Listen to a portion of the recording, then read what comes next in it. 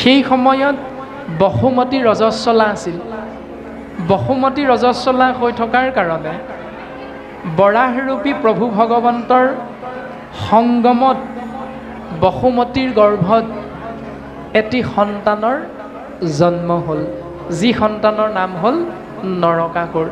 ঈশ্বৰ কৃষ্ণদেৱৰ সন্তান হোৱাৰ পাছত সি কেতিয়াও অসুৰ হ'ব নালাগিছিল, কিন্তু সি অসুৰলৈ ৰূপান্তৰিত হ'ল। কিয় হ'ল? কাৰণ ৰজস্বলা সময়ত সংগম হোৱাৰ কাৰণে মাতৃগৰ্ভত যি ভ্ৰূণ সৃষ্টি হ'ল, সি স্বাভাৱিকতে অসুৰ সন্তান বুলি শাস্ত্ৰই সিদ্ধান্ত দিছে। সেইকাৰণে আমি নৱদম্পতি বা যুৱক যুৱতীয়ে যদি এগৰাকী কন্যাৰ ঋতুমতী হোৱাৰ সময়খিনিত সংগম কৰি যদি গৰ্ভত সন্তান সৃষ্টি কৰা এই নিয়মটো আশ্ৰয় কৰোঁ কামনা বাসনাযুক্ত হৈ, তেতিয়াহ'লে আমাৰ সন্তানক শাস্ত্ৰই অসুৰ সন্তান বা দুৰ্জন সন্তান বুলি অভিহিত কৰিছে। এইটো হ'ল গৰিহিত কৰ্ম।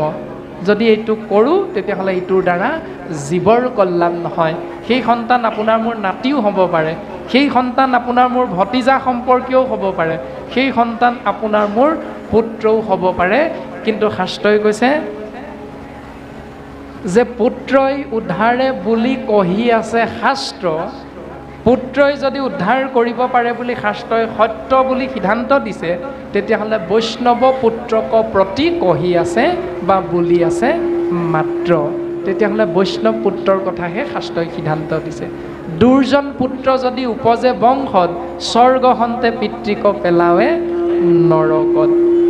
আমি যদি তেনেকুৱা শাস্ত্ৰৰ সন্মতি নথকা ব্যৱস্থাৰ জৰিয়তে আমাৰ সন্তানবিলাকক এই সংসাৰলৈ আনিব বিচাৰোঁ, তেতিয়াহ'লে সেই দুৰ্জন পুত্ৰৰ অসৎ পুত্ৰৰ অসৎ কৰ্মৰ কাৰণে আপুনি মই পিতৃ মাতৃয়ে সেই উত্তৰাধিকাৰীৰ কাৰণে আমি নৰকত থাকিব লগা হ'ব। এইটো শাস্ত্ৰই সিদ্ধান্ত দিছে। গতিকে আমাৰ শাস্ত্ৰই ইমান সুন্দৰভাৱে ৰহস্য হিচাপে কথাখিনি প্ৰকাশ কৰি আছে। তাৰ পাছতো যদি সেইটো নিয়ম আমি পালন কৰোঁ, তেতিয়াহ'লে এইটো হ'ব আমাৰ অনৰ্থক চিন্তা, যিটো জীৱৰ কল্যাণ নিহিত হৈ থকা নাই। দ্বিতীয়তে এই নিয়মটোক আশ্ৰয় কৰিবলৈ গৈ আমাৰ সমাজ ব্যৱস্থাত এটা নিয়ম প্ৰচলিত, যিটোৰ নাম হ'ল অম্বুবাচী মেলা। অম্বুবাচী মানে, অম্বুবাচী শব্দটোৰ অৰ্থ হ'ল পানী আৰু পৃথিৱী। অম্বু যোগ বাচী সমান পানী আৰু পৃথিৱী, অম্বুবাচী। এই আহাৰ মাহত অম্বুবাচীক হাত লগা বুলি কয়। আহাৰৰ হাত লাগিল, সেই সময়খিনিত পৃথিৱীৰ ৰজস্বলা হয়, তাৰমানে পৃথিৱীৰ উৰ্বৰ শক্তিটো বৃদ্ধি পায়। পৃথিৱীৰ উৰ্বৰতা শক্তিটো বৃদ্ধি পোৱাৰ লগে লগে সেই সময়খিনিত আপুনি মই মনুষ্যই পৃথিৱীত যি পুলি গছৰ ৰুই দিওঁ, সেইটো সহজতে সি ডাঙৰ দীঘল হৈ যায়, লহপহকৈ বাঢ়ি আহে। প্ৰমাণটো, মৰাক আপুনি মই জীয়া কৰি থকা নাইনে? প্ৰথমে আপুনি মই জীয়ালোঁ, কি ধান সিঁচি দিলোঁ, সি কঠীয়ালৈ ৰূপান্তৰিত হ'ল। কঠীয়ালৈ ৰূপান্তৰিত হোৱাৰ পাছত কঠীয়া আমি তুলিলোঁ, মুঠি মুঠি কৰি এফেৰ দুফেৰ কৰি আমি কঠীয়াবিলাক টঙাল বা উলুৱে বান্ধিলোঁ। বান্ধি আমি কঠীয়াবিলাক পালি কৰিলোঁ, এসপ্তাহমান আমি পানীত এদিন তিয়াই থৈ আকৌ তুলি থলোঁ। মানে কঠীয়াখিনি প্ৰথমে যি আছিল, জীয়াখিনিক আমি মাৰি পেলালোঁ, মাৰি লৈ আকৌ পৃথিৱীত আমি গোজ মাৰি দিলোঁ, মৰাক পুনৰ আমি জীয়াই তুলিলোঁ। সেই ব্যৱস্থাটোৰ কথা কোৱা হৈছে যে সেই সময়ত পৃথিৱীৰ উৰ্বৰতা শক্তিটো বৃদ্ধি পায় কাৰণে সেই কঠীয়া গোজ পৃথিৱীত গোজ মাৰি দিয়াৰ লগে লগে তাৰ পৰা আপুনি মই সুন্দৰ সোণ গুটি লাভ কৰিব পাৰোঁ। এইটো হ'ল শাস্ত্ৰসন্মত ব্যৱস্থা অম্বুবাচী। কিন্তু তাৰ কাৰণে আকৌ এইটো নাই কোৱা যে তোমালোকে একদেৱ একসেৱা আশ্ৰয় কৰি নামঘৰ মণিকূটৰ দুৱাৰখন বন্ধ কৰিবা, 3 দিন 3 ৰাতি চাকি বন্তি তোমালোকে নজ্বলাবা বুলি এইকাৰণে মুহুৰ বচন ইটো নচাৰিবা তুমি, শ্ৰৱণ কীৰ্তন প্ৰৱৰ্তায়া থাকা তুমি,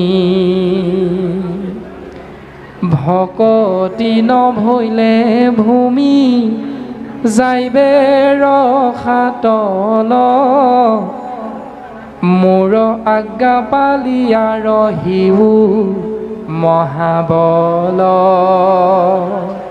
উদ্ধৱ, তুমি ভক্তি ৰক্ষা কৰি এই ধৰাধামত থাকা, আৰু ভক্তি মানে কি এই বুলি যদি আপোনাৰ মোৰ মনলৈ চিন্তা আহে তেতিয়া উদ্ধৱৰ আগত কৈছে, উদ্ধৱ ভক্তি মানে হ'ল ভজ ধাতু ইক্তিন হ'ল প্ৰত্যয় সমান ভক্তি। ভজ মানে ভাবি থকা, চিন্তা কৰি থকা, ইক্তিন মানে হ'ল প্ৰত্যয় অৰ্থাৎ আনন্দ। যাৰ কথা ভাবি থাকিলে মনুষ্য নামৰ জীৱই আনন্দৰ উপৰি আনন্দ অহৰ্নিশে লাভ কৰিব পাৰে। সহজানন্দ, চিদানন্দ, সচ্চিদানন্দ, পৰমানন্দ আদি নামবিলাক কাৰ নাম? ঈশ্বৰ কৃষ্ণদেৱৰ নাম। আৰু তেওঁৰ নাম আপুনি মই যদি ভাবি থাকোঁ তেতিয়াহ'লে সেয়াই হ'ল ভক্তি। শ্ৰৱণ কীৰ্তন প্ৰৱৰ্তায়া থাকা তুমি। ভাগৱতে এই পৰম সত্যটো ঈশ্বৰ কৃষ্ণ ভগৱন্তৰ নিজ মুখৰ দ্বাৰা প্ৰকাশ কৰোৱাইছে যে উদ্ধৱ মোৰ নাম শ্ৰৱণ কীৰ্তন মহাভক্তি জীৱৰ মাজত যদি তুমি প্ৰচাৰ কৰা বা যি জীৱই আশ্ৰয় কৰে সেই জীৱৰ প্ৰতি মই কৃপা বৰ্ষণ কৰোঁ। কিন্তু মনত ৰাখিবা উদ্ধৱ, ভকতি নভৈলে ভূমি যাইবে ৰসাতল, মূৰ আজ্ঞা পালি ৰহিউক মহাবল। যদি ভক্তি নাথাকে এই ধৰাধামত তেতিয়াহ'লে এই ধৰা অৰ্থাৎ বসুমতী ৰসাতললৈ যাব লগা হ'ব। আমি সকলোৱে কম বেছি পৰিমাণে বুজি পাওঁ যে 14 ভুৱনে এই বিশ্ব ব্ৰহ্মাণ্ড নিৰ্মিত। এই 14 ভুৱন আমি সকলোৱে কম বেছি পৰিমাণে বুজি পাওঁ। ভূ ভুৱ স মহি জন তপ সত্য এই সপ্তলোক। তল অতল সুতল বিতল মহিতল তলাতল ৰসাতল এই সপ্ত পাতাল বা সপ্তলোক। এয়া হ'ল 14 ভুৱন। এই 14 ভুৱনৰ ভিতৰত ভূলোক মানে হ'ল পৃথিৱী। এই পৃথিৱী ধৰাধাম যদি ভক্তি জীৱই আশ্ৰয় নকৰে তেতিয়াহ'লে ই ৰসাতললৈ যাব লগা হ'ব উদ্ধৱ। এবাৰ ৰসাতললৈ গৈছিলে কেনেকৈ? গুৰু চৰিতে আমাক সুন্দৰভাৱে এজোকা পদে সিদ্ধান্ত দিয়ে, এই ৰামে পূৰ্বকালে ইটো ৰাজ্যে নাছিল ভকতি, নানা দেৱ পূজা মাত্ৰ আচৰে সম্প্ৰতি, নানা দেৱ পূজন কৰয়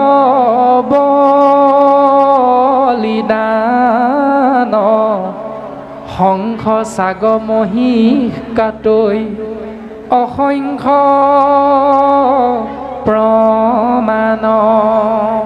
পূৰ্বতে এই ৰাজ্যত ভক্তি নাছিল। অসম তন্ত্ৰ মন্ত্ৰৰ দেশ বুলি ইতিহাসেও কয়, আমি সকলোৱে জানো। এই অসমৰ ৰজাজনৰ নাম কি আছিল? নৰকাসুৰ। আমি সকলোৱে গম পাওঁ নৰকাসুৰ হ'ল অসমৰ ৰজা। নৰকাসুৰ নৰক নামৰ অসুৰ, আৰু আমি হ'লোঁ সমস্ত জনা অসম মুলুকত বাস কৰা এইসকল নাতি পুতি বুলি ক'লেও ভুল নহয়। আমি সমস্ত জনা যদি এনেধৰণে চিন্তা কৰোঁ যে আমাৰ পিতৃ আছিল অসম ৰাজ্যৰ গৰাকী আছিল, জনক আছিল, ৰজা আছিল নৰকাসুৰ। তেওঁ কাৰ সন্তান? ঈশ্বৰ কৃষ্ণদেৱৰ সন্তান। কেনেকৈ সন্তান হ'বলৈ পাইছিল? যে যেতিয়া আদি দৈত্য হিৰণ্যকশিপুৰ আৰু হিৰণ্যাক্ষ এই দুইজনাই সৰ্বশক্তিমান এজন বীৰ বিচাৰি দেৱঋষি নাৰদৰ কৃপাধন্য হৈ নাৰায়ণক আশ্ৰয় কৰিছিল। সৰ্বশক্তিমান বীৰ হিচাপে নাৰায়ণক প্ৰতিদ্বন্দ্বী হিচাপে চিন্তা কৰিছিল, আৰু প্ৰতিদ্বন্দ্বী হিচাপে চিন্তা কৰি দুষ্টৰ ওপৰত অত্যাচাৰ আক্ৰমণ কৰি দিলে। আৰু বসুমতীয়ে এই অত্যাচাৰ উৎপীড়ন সহ্য কৰিব পৰা নাই, আৰু সেই হিৰণ্যাক্ষ নামৰ অসুৰজনে বসুমতীক নিজৰ পত্নী কৰিবৰ চিন্তা কৰি ৰসাতলত নি লুকুৱাই ৰাখিছিল। কিয়নো পূৰ্বকালে ইটো ৰাজ্যে নাছিল ভকতি। পূৰ্বতে এই ৰাজ্যত এই ধৰাধামত ভক্তি নাছিল। নথকাৰ বাবে বসুমতীৰ আলাই আথানি হ'ব লগা হ'ল।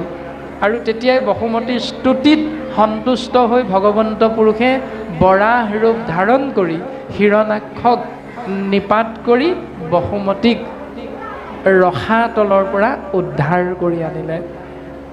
হে উদ্ধৱ, যদি পুনশ্চ মই বৈকুণ্ঠলৈ যোৱাৰ লগে লগে তোমাকো লৈ যাওঁ, তুমি যদি ভক্তিৰ আশ্ৰয় কৰি এই জীৱ সংসাৰখনত তোমাক যদি মই থৈ নাযাওঁ, তেতিয়াহ'লে বসুমতীৰ অৱস্থাটো আগৰ নিচিনা হৈ যাব পাৰে।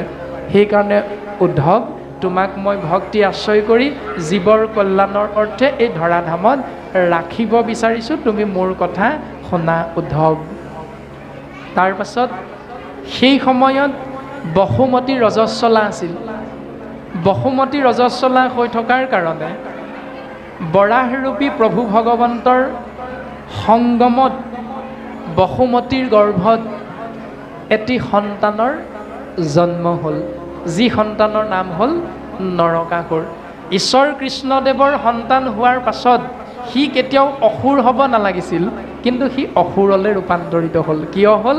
কাৰণ ৰজস্বলা সময়ত সংগম হোৱাৰ কাৰণে মাতৃগৰ্ভত যি ভ্ৰূণ সৃষ্টি হ'ল, সি স্বাভাৱিকতে অসুৰ সন্তান বুলি শাস্ত্ৰই সিদ্ধান্ত দিছে। সেইকাৰণে আমি নৱদম্পতি বা যুৱক যুৱতীয়ে যদি এগৰাকী কন্যাৰ ঋতুমতী হোৱাৰ সময়খিনিত সংগম কৰি যদি গৰ্ভত সন্তান সৃষ্টি কৰা এই নিয়মটো আশ্ৰয় কৰোঁ কামনা বাসনাযুক্ত হৈ, তেতিয়াহ'লে আমাৰ সন্তানক শাস্ত্ৰই অসুৰ সন্তান বা দুৰ্জন সন্তান বুলি অভিহিত কৰিছে। এইটো হ'ল গৰিহিত কৰ্ম। যদি এইটো কৰোঁ, তেতিয়াহ'লে এইটোৰ দ্বাৰা জীৱৰ কল্যাণ নহয়। সেই সন্তান আপোনাৰ মোৰ নাতিও হ'ব পাৰে, সেই সন্তান আপোনাৰ মোৰ ভতিজা সম্পৰ্কীয়ও হ'ব পাৰে, সেই সন্তান আপোনাৰ মোৰ পুত্ৰও হ'ব পাৰে। কিন্তু শাস্ত্ৰই কৈছে যে পুত্ৰই উদ্ধাৰে বুলি কহি আছে শাস্ত্ৰ, পুত্ৰই যদি উদ্ধাৰ কৰিব পাৰে বুলি শাস্ত্ৰই সত্য বুলি সিদ্ধান্ত দিছে, তেতিয়াহ'লে বৈষ্ণৱ পুত্ৰক প্ৰতি কহি আছে বা বুলি আছে মাত্ৰ। তেতিয়াহ'লে বৈষ্ণৱ পুত্ৰৰ কথাহে শাস্ত্ৰই সিদ্ধান্ত দিছে। দুৰ্জন পুত্ৰ যদি উপজে বংশত, স্বৰ্গহন্তে পিতৃক পেলাৱে নৰকত। আমি যদি তেনেকুৱা শাস্ত্ৰৰ সন্মতি নথকা ব্যৱস্থাৰ জৰিয়তে আমাৰ সন্তানবিলাকক এই সংসাৰলৈ আনিব বিচাৰোঁ, তেতিয়াহ'লে সেই দুৰ্জন পুত্ৰৰ অসৎ পুত্ৰৰ অসৎ কৰ্মৰ কাৰণে আপুনি মই পিতৃ মাতৃয়ে সেই উত্তৰাধিকাৰীৰ কাৰণে আমি নৰকত থাকিব লগা হ'ব। এইটো শাস্ত্ৰই সিদ্ধান্ত দিছে। গতিকে আমাৰ শাস্ত্ৰই ইমান সুন্দৰভাৱে ৰহস্য হিচাপে কথাখিনি প্ৰকাশ কৰি আছে। তাৰ পাছতো যদি সেইটো নিয়ম আমি পালন কৰোঁ, তেতিয়াহ'লে এইটো হ'ব আমাৰ অনৰ্থক চিন্তা, যিটো জীৱৰ কল্যাণ নিহিত হৈ থকা নাই। দ্বিতীয়তে, এই নিয়মটোক আশ্ৰয় কৰিবলৈ গৈ আমাৰ সমাজ ব্যৱস্থাত এটা নিয়ম প্ৰচলিত, যিটোৰ নাম হ'ল অম্বুবাচী মেলা। অম্বুবাচী মানে, অম্বুবাচী শব্দটোৰ অৰ্থ হ'ল পানী আৰু পৃথিৱী। অম্বু যোগ বাচী সমান পানী আৰু পৃথিৱী, অম্বুবাচী। এই আহাৰ মাহত অম্বুবাচীক হাত লগা বুলি কয়। আহাৰৰ হাত লাগিল, সেই সময়খিনিত পৃথিৱী ৰজস্বলা হয়, তাৰমানে পৃথিৱীৰ উৰ্বৰ শক্তিটো বৃদ্ধি পায়। পৃথিৱীৰ উৰ্বৰতা শক্তিটো বৃদ্ধি পোৱাৰ লগে লগে সেই সময়খিনিত আপুনি মই মনুষ্যই পৃথিৱীত যি পুলি গছৰ ৰুই দিওঁ, সেইটো সহজতে সি ডাঙৰ দীঘল হৈ যায়, লহপহকৈ বাঢ়ি আহে। প্ৰমাণটো, মৰাক আপুনি মই জীয়া কৰি থকা নাইনে? প্ৰথমে আপুনি মই জীয়ালোঁ, কি ধান সিঁচি দিলোঁ, সি কঠীয়ালৈ ৰূপান্তৰিত হ'ল। কঠীয়ালৈ ৰূপান্তৰিত হোৱাৰ পাছত কঠীয়া আমি তুলিলোঁ, মুঠি মুঠি কৰি এফেৰ দুফেৰ কৰি আমি কঠীয়াবিলাক টঙাল বা উলুৱে বান্ধিলোঁ। বান্ধি আমি কঠীয়াবিলাক পালি কৰিলোঁ, এসপ্তাহমান আমি পানীত এদিন তিয়াই থৈ আকৌ তুলি থলোঁ। মানে কঠীয়াখিনি প্ৰথমে যি আছিল, জীয়াখিনিক আমি মাৰি পেলালোঁ, মাৰি লৈ আকৌ পৃথিৱীত আমি গোজ মাৰি দিলোঁ, মৰাক পুনৰ আমি জীয়াই তুলিলোঁ। সেই ব্যৱস্থাটোৰ কথা কোৱা হৈছে যে সেই সময়ত পৃথিৱীৰ উৰ্বৰতা শক্তিটো বৃদ্ধি পায় কাৰণে সেই কঠীয়া গোজ পৃথিৱীত গোজ মাৰি দিয়াৰ লগে লগে তাৰ পৰা আপুনি মই সুন্দৰ সোণ গুটি লাভ কৰিব পাৰোঁ। এইটো হ'ল শাস্ত্ৰসন্মত ব্যৱস্থা অম্বুবাচী। কিন্তু তাৰ কাৰণে আকৌ এইটো নাই কোৱা যে তোমালোকে একদেৱ একসেৱা আশ্ৰয় কৰি নামঘৰ মণিকূটৰ দুৱাৰখন বন্ধ কৰিবা, 3 দিন 3 ৰাতি চাকি বন্তি তোমালোকে নজ্বলাবা বুলি এই কাৰণে